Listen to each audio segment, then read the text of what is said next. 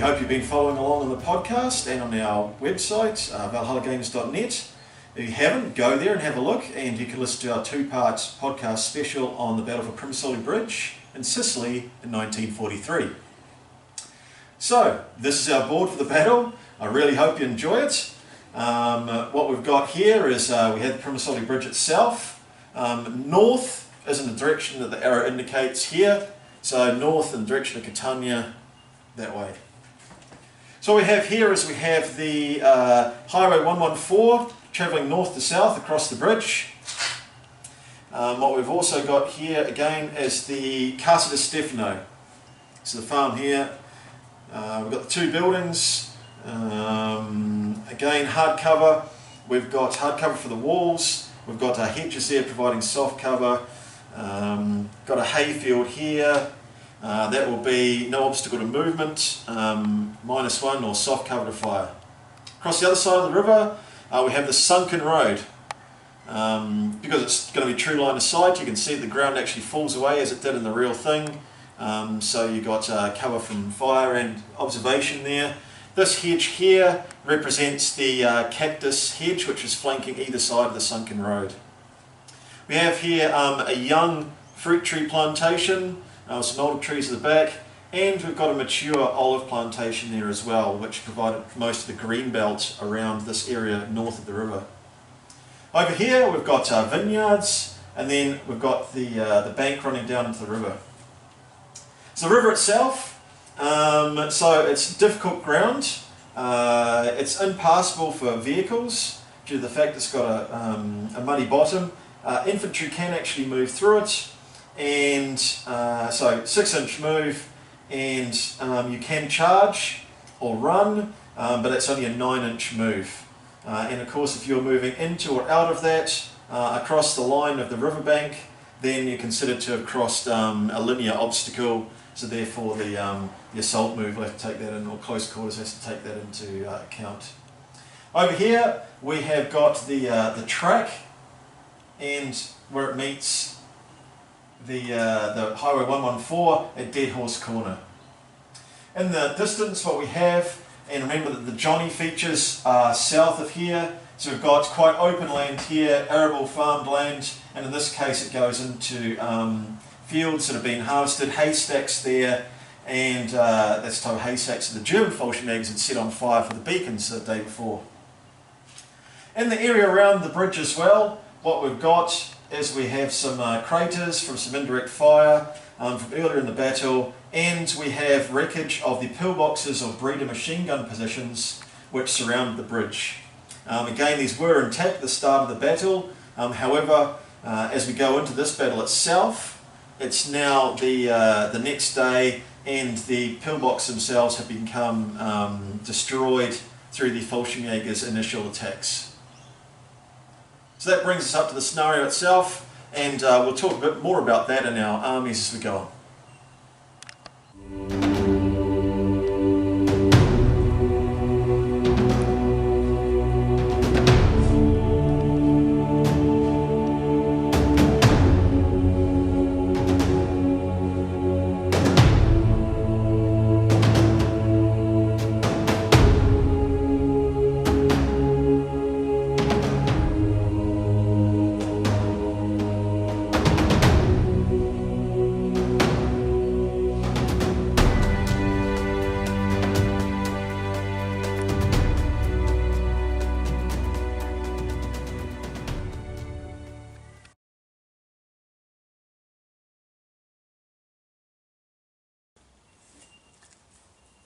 So here are the forces, British Airborne. So 10 order dice, we've got an MMG, a 6-pounder, a medium mortar, we've got a forward artillery officer representing an officer that is just detached from his unit and made it to the bridge. Any artillery that comes in will be considered to actually be from Captain Via Hodge from the Johnny features. And more about that on the podcast. So sniper team, a Piat team. Here is the officer, a first lieutenant, with an attendant, his radio operator. We have got a 7-man unit of paratroopers at the back, plenty of SMGs. The guy with the casualties got SMG as well. In the middle we have got a 10-man squad of British paratroopers, again packed full of SMGs. This model here represents Sergeant Kerr, who won a medal for gallantry at the bridge with his captured MG42, and in this game he will represent someone with a captured machine gun, so he will have the German Hitler's buzzsaw rule when he fires his LMG. And we've got a 9-man unit of paras at the front there as well. So on the German side, Fallschirmjager being looked after by Rex for this game. We have got an 88. And the spotter, we've got the tow, SDKFZ7. We have got the Opel Blitz. We've got the Recce Roll Kubelwagen. We've got a forward artillery observer representing the off-board artillery assets that the Fallschirmjager could call on. We've got the sniper. We have got a first lieutenant and his attendants count as one model, the radio operators, and that is representing Hauptmann Stangenberg. Of course, having the 3 snap 2 dice that any other army a captain would have represents a Hauptmann quite nicely. Still being able to play 1 platoon. We've got a Stu 42, which is one of the assault guns that turned up at the bridge from the battle group. And we've got an MMG.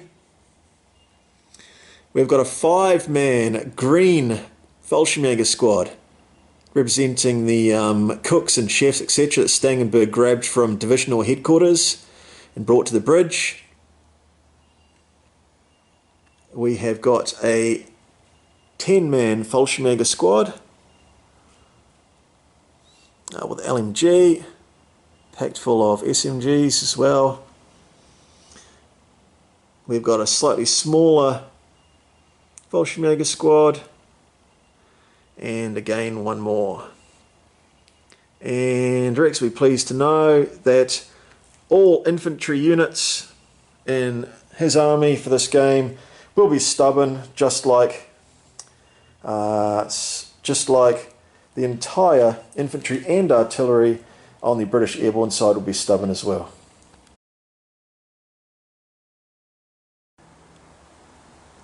Okay, so end of turn 1, or sorry, end of deployment.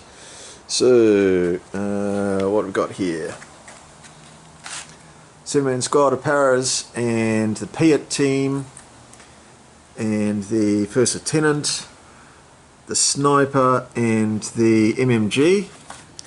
The sniper has got line of sight to the MMG team and the Fallschirmjager snipers over there.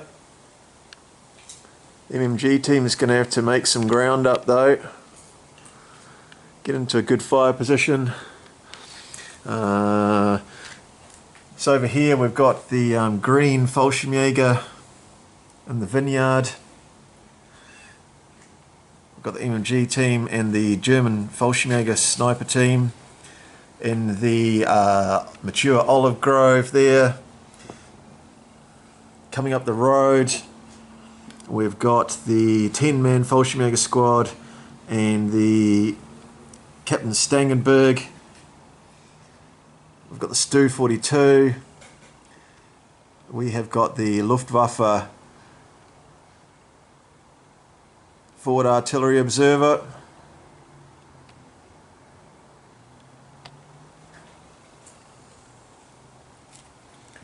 No one quite in the vegetable garden yet. Almost. I'm going to cross the bridge, and we have got the mortar team. We've got the forward observation officer. That's the mortar spotter over there, and the 6-pounder. And if we come and have a look and see what's going on here, we can see the field of fire, or the fire lane, for the 6-pounder and the Stu 42, as they're both in dead ground to each other, fall to the ground. We've got the other paratrooper squads there, including the one that's got the MG42 Sergeant Kerr, so that one is the one that's got the Hitler's buzzsaw rule.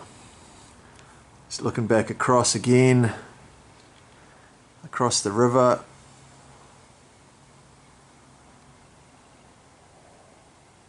There we go. So, end of deployment. Now in turn 1, Rex will have to start thinking about, his reserves going to come on in turn 2, what's he going to do, how's he going to manoeuvre, and what's he going to do in turn 1.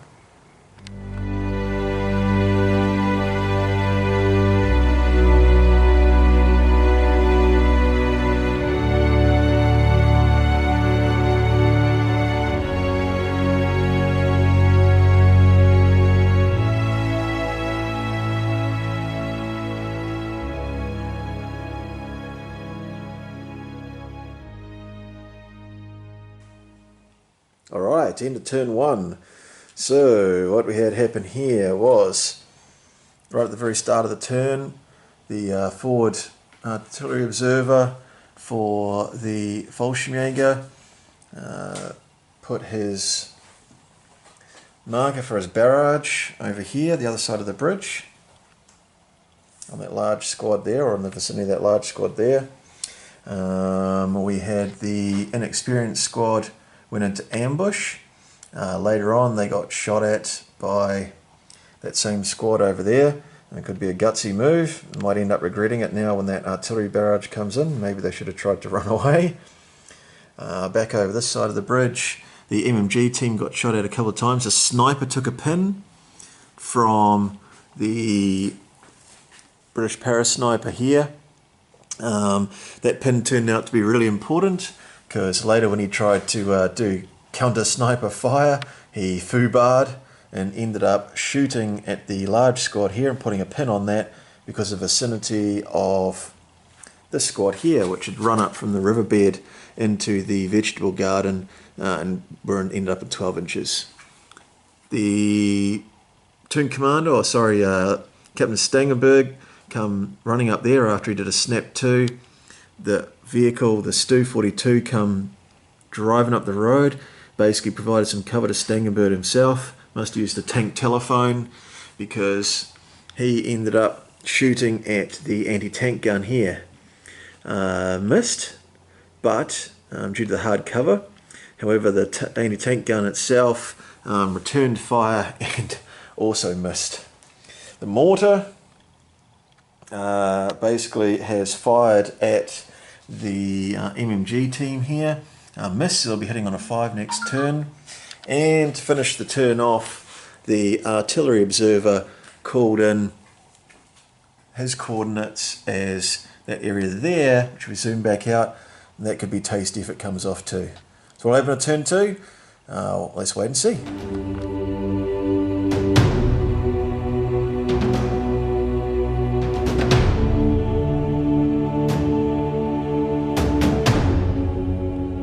Alright, end of turn 2. There's been loads going on here. So starting off, start of the turn, we had the artillery came in or didn't come in. So back over here, the Fallschirmjager division's artillery scattered off the table and into the distance. Bad coordinates given. Good luck for that British Airborne. However, Via Hodges' artillery barrage came in, put plenty of pins on an MMG team, which is no longer here. It was eventually taken out by the crack shot from the MMG team here. Going back to the sniper, He got a hit from one of the teams over here as well, and his attendant's been taken away. He's got a couple of pins on him left after he rallied, 3 pins left. He also took some pins from the artillery barrage. The Stu was also hit with a couple of pins, as was Hauptmann Stangenberg and the unit back here as well. So what happened was the courageous Piet early on in the turn came bombing forward and managed to get with an advance right up to man the wall and get a side shot into the side armour of the Stu-42. Set it on fire, but the fire got put out after a good morale test. So the Stu lives to fight another day, but it had to go down that turn and couldn't do anything. Stangenberg was pretty much escaped with just the pins this turn. So Rex brought on a squad, that squad of Fallschirmjager there, come roaring up the road from Catania, got out and laid some great fire into the paratrooper unit that had just come around from the vegetable garden, killed some of those guys. They took a pin, but they lost 3 guys. So that was a pretty good turn for those guys there. The Kubelwagen came roaring up the road as well, and in classic Indiana Jones chase style had to take evasive action after the truck screamed on its brakes, and it's looking for a good fire position this turn as well. So from the diagonal part of its deployment zone, the TOW came on, the SDKFZ-7, and if I come around here so you can get a good look at where that is, they have deployed at the edge of the vineyard here, and starting to look in a pretty deadly position here to open up fire, direct roll onto the bridge, exactly like actually happened in the real battle. The Fallschirmjager squad here, the green squad, took a casualty, tested. Bad things didn't happen, but good things didn't happen either, so it's still just a green squad full of cooks and clerks. So unfortunately they'll be back into the fray still as inexperienced troops. Some more fire went down across the river at them, and the anti-tank gun fired again at the Stu and again missed. The Stu's living a charmed life at the moment, and over here the mortar had fired at the MMG, missed again, was forced hit next turn, but guess what, there's no MMG turn this turn, so they're going to have to find another target.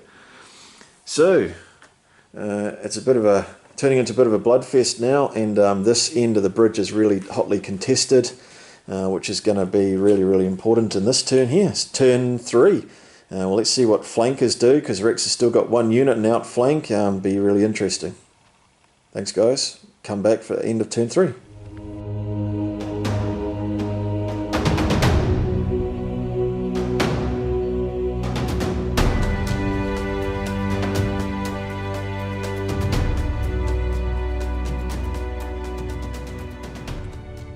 Oh, classic. So start of the 3rd turn, Rex pulls the first dice, gives it to Stangenberg, who snaps 2, and it's all on here. And the Fallschirmjager squad have just assaulted into the open the paratroopers. So we'll see how that goes, Rex. Alright, so blue dice are for SMGs. Yep, tough fighter. With tough fighter, so rolling these, we've had it already because it's an assault. So we're just looking for some kills, needing 5s. 5s to kill. Okay. Yeah. All right, that's pretty good. Pretty good roll. So these guys get to roll again. So that's 2 plus just the 2. So 3 in total. 3 in total. All right, that's going to be pretty deadly. And we'll come back and we'll see what happens.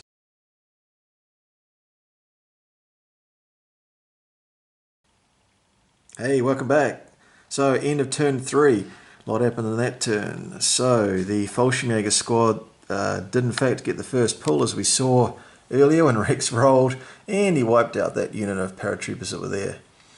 They quickly were followed in by an attempt to assault from this large Fallschirmjager squad here against the Piat team. That failed with a couple of pins that was on them. So Stangenberg himself, a bit of offensive spirit, went around that obstacle, still simultaneous, but him and his attendant, because those two guys count as just the one model, a radio operator, both had SMGs, tough fighter, wiped out the Piat team. So the truck itself went down there, providing a bit of blocking, a bit of mobile cover for the that squad that's against the wall behind it. The Kubelwagen that's there, basically roared around the corner, went and take some shots at the sniper team. Unfortunately, the heavy cover there, the hard cover for the sniper team, prevented it from actually doing anything. It's left in the open. So the lieutenant there ran out with his aide and assaulted the open top vehicle, hit it only once, didn't damage it, and is standing right in the open where it doesn't want to be. Also, as well as that, the MMG opened fire on it as well, only immobilized it, so it's just sitting out there in the open, cocked, ready to go. So over here, the SDKFZ basically roared on through the bush, going over to pick up maybe, or get in a place where it might need to transport some of these troops anywhere it might need to go towards the objective. The spotter did a pretty good job for the 88 here, which actually was a brilliant move by Rex, because as we can see, the anti-tank 6-pounder there is in excellent bit of dead ground just at the end of the bridge by Dead Horse Corner. Great tactics. Rex chose to use the spotter to use indirect fire, because of course he's counting down every turn instead of hitting on the exact same dice roll every single turn. Stu 42 is rolling across the bridge now. Really starting to worry the paratroopers here. But we have got 2 or 3 pins on it from the anti-tank gun. Hit it, but failed to damage, unfortunately, in that turn. Coming back here, Rex outflanked. Of course, we've got a long deployment zone, diagonal deployment zone on that side. So as Fallschirmjager squad, full strength Fallschirmjager squad came on, point blank range, caused 2 or 3 casualties in the paratrooper squad here. In return, they did 2 or 3 back as well. Not enough to cause a test, but just got a pin on them. So it'll be interesting to see what happens there next turn. Both squads from that direction are in the open, so it's going to be quite a hotly contended order dice pull, I would say. So here we go, ready for turn 4. Let's see how it goes. It's going to be a good one. Very important things are going to happen this turn. There's quite some showdown here. Thanks very much. We'll see you again after turn 4.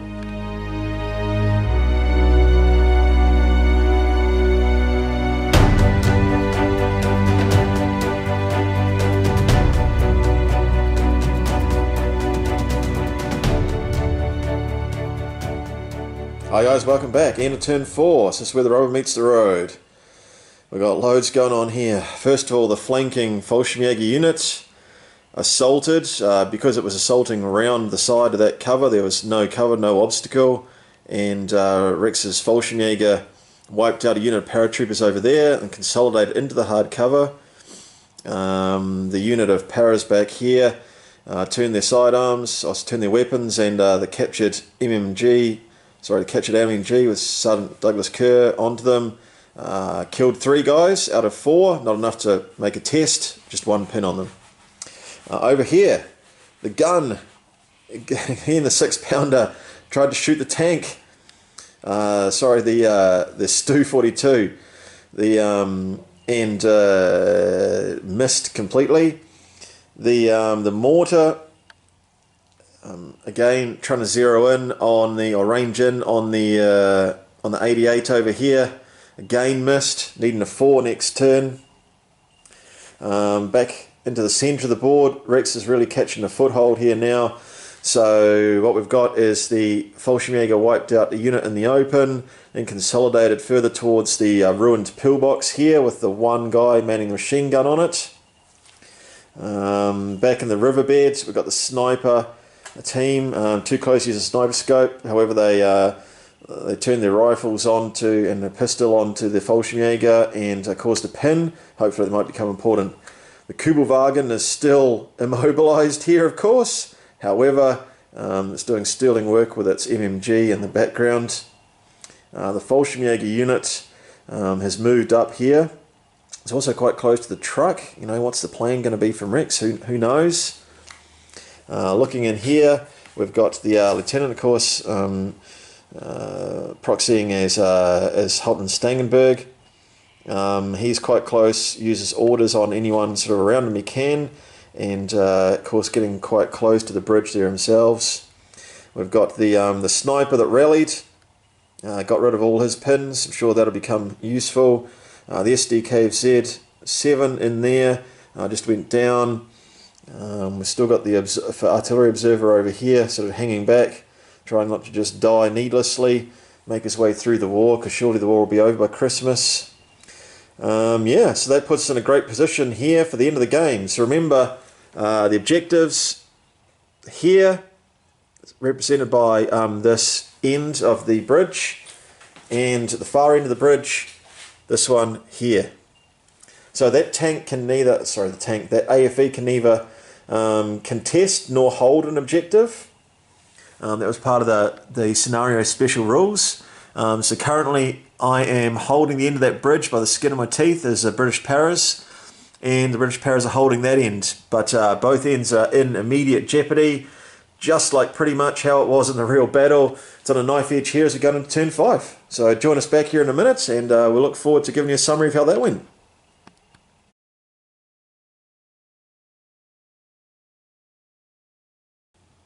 Hey, welcome back to the end of turn 5. So the big news is there's no more 6-pounder.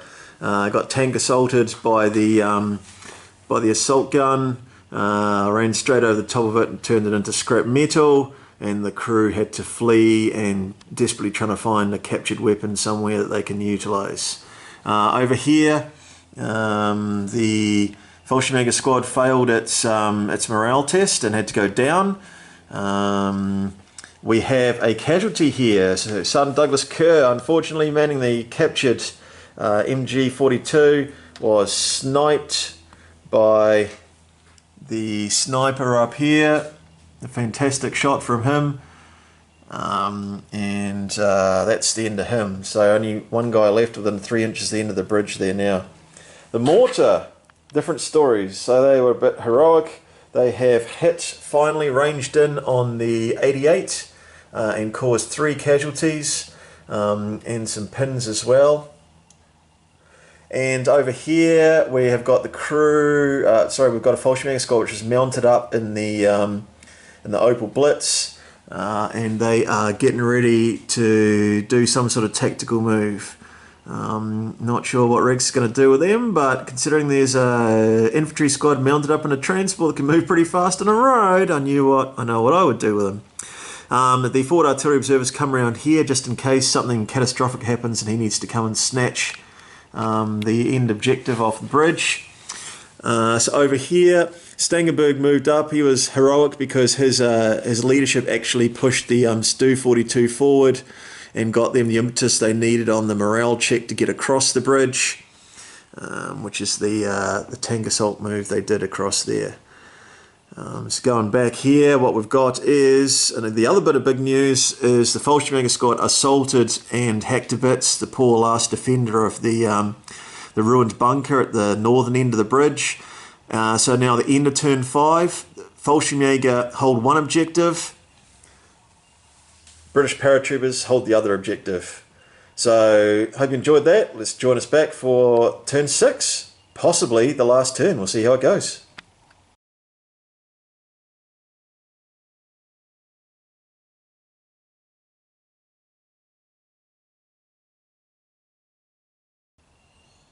Hi guys, welcome back to the end of turn 6 and the end of the game.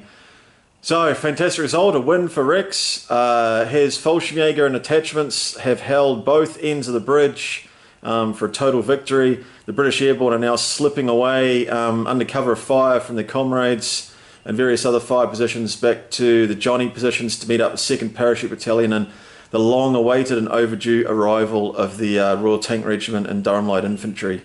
If only they'd been here earlier. So, how did that pan out? Well, first of all, the Stu, as we know, had destroyed the airborne infantry there, the paratrooper squad there. Rex's Opal Blitz comes screaming across the bridge with the Fallschirmjager loaded into the back. They scream to a halt there, and promptly, because they're a transport, obviously holding the end there. As well, Rex didn't take any chances. His squad that was in the cover there bombed forward as well, and they are also within 3 inches too, which is just as well as the mortar team here tried a last-ditch attempt to blow up the truck or the squad. Couldn't see the squad, attempted to hit the truck, and they were within the minimum indirect fire distance, so they couldn't bring the fire to bear from the mortar on them. That's the southern end of the bridge. At the northern end, still held by Stangenberg and a unit of Fallschirmjager there. The valiant sniper squad still in excellent fire positions, still trying to harass the enemy, but alas, they can't do much and they're going to have to slip back to friendly lines very, very shortly. Rex still had some other units here as well. So the 88 over there, plenty of pins, but still in the battle. There's a spotter, the SDKFZ-7, the sniper, which did a fantastic job. I'm sure Rex had good things to say about that, and his own artillery observer there too. And the valiant Kubelwagen, immobilised, but sitting there and using its pintle mount to great effect as another MMG on the battlefield. So, I suppose we better hear a few words from the victor, coming up from his victorious team to look at you, Rex. How did you get on? Did you enjoy that? Yeah, it was a great game, made even more immersive by the fantastic terrain, so thanks very much, Dan, for that. It was definitely a battle that was swinging one way and then the other. It came down to a few critical dice rolls, I think. My favourite part was up here in the courtyard here. I had about 5 or 7 units milling about, just like in the historical account. Guys milling about, bayoneting each other and shooting each other at close range, and it was a bloodbath there for sure. And in fact, the entire game ended up. The end result was pretty much exactly like the historical result. The method of withdrawal for the British Paras was slightly different, but the end result was exactly the same. Luckily, my guys got in the truck just at the right time to scream across the bridge and take that second objective. And luckily I'd made for a right flanking assault here for this unit, which came up and cleared the path so that it wasn't too hot in that zone when they arrived there. So that was... Yeah, those flankers were absolutely, one can only assume that Fassel's part of Fassel's Signalers Regiment not only went to their left but also their right as well and swept across, and you really rolled up my flank there on that left-hand side. It was absolutely important because there was 2 sort of untouched units mostly over that direction, and as soon as I had to split fire and worry about that, you really rolled me up, didn't you? Yep, for sure. But I think the star of the whole game was these guys down here, as you say, these 2 guys in the best hard cover, using the terrain for natural cover. So they went the entire game being pounded from everything here that I could possibly pound them with, and they still remained. Look at the end of the game, not a single pin on them. Even when the Kubelwagen was disabled and he's sitting there in his bucket car, you can imagine, crouched down in the seats, bullets zinging all around them, and still opening up with his MG42.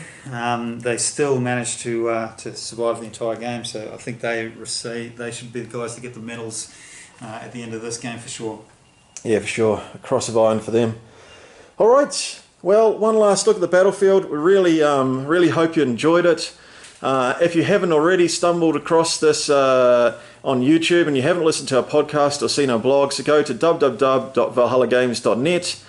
Please like, share, subscribe this YouTube page, and also feel free to share our page, build our community.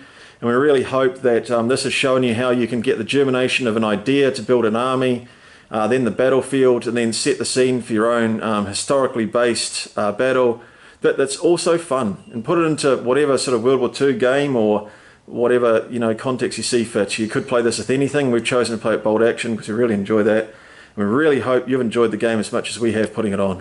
So thanks very much, guys. We'll see you back soon. www.valhallagames.net.